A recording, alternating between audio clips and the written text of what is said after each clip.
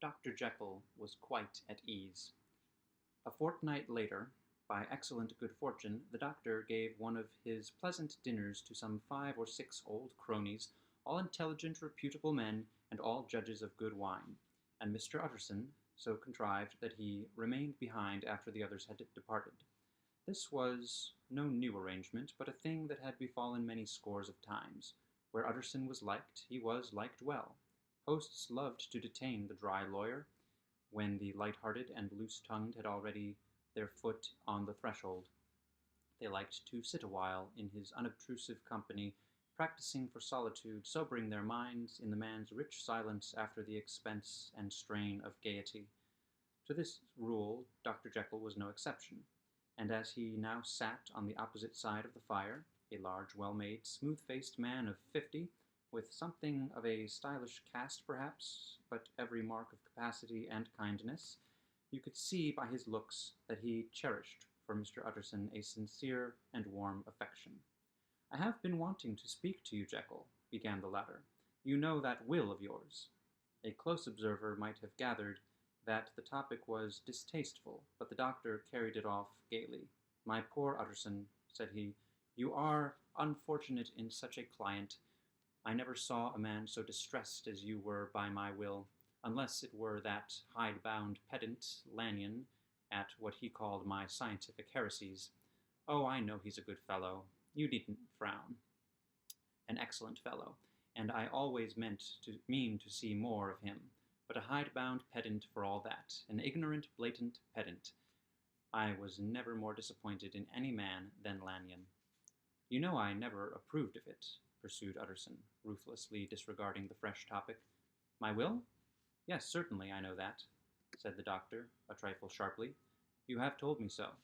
"Well, I tell you so again," continued the lawyer. "I have been learning something of young Hyde."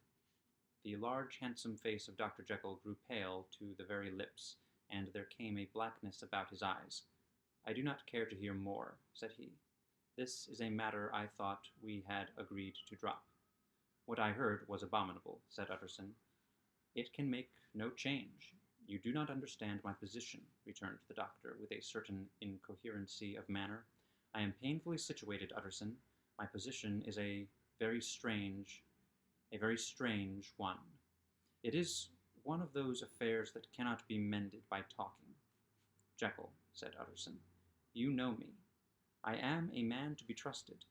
Make a clean breast of this in confidence, and I make no doubt I can get you out of it." "My good Utterson," said the doctor, This is very good of you. This is downright good of you, and I cannot find words to thank you in.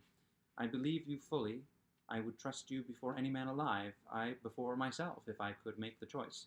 But indeed, it isn't what you fancy. It is not as bad as that, and just to put your good heart at rest, I will tell you one thing. The moment I choose, I can be rid of Mr. Hyde. I give you my hand upon that, and I thank you again and again, and I will just add one little word, Utterson, that I'm sure you'll take in good part. This is a private matter, and I beg of you to let it sleep." Utterson reflected a little, looking in the fire. "I have no doubt you are perfectly right," he said, at last, getting to his feet.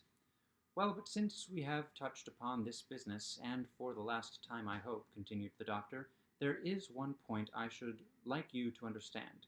I have really a very great interest in poor Hyde. I know you have seen him, he told me so, and I fear he was rude, but I do sincerely take a very great interest in that young man, and if I am taken away, Utterson, I wish you to promise me that you will bear with him and get his rights for him. I think you would if you knew all, and it would be a weight off my mind if you would promise." "I can't pretend that I shall ever like him," said the lawyer. "I don't ask that," pleaded Jekyll, laying his hand upon the other's arm.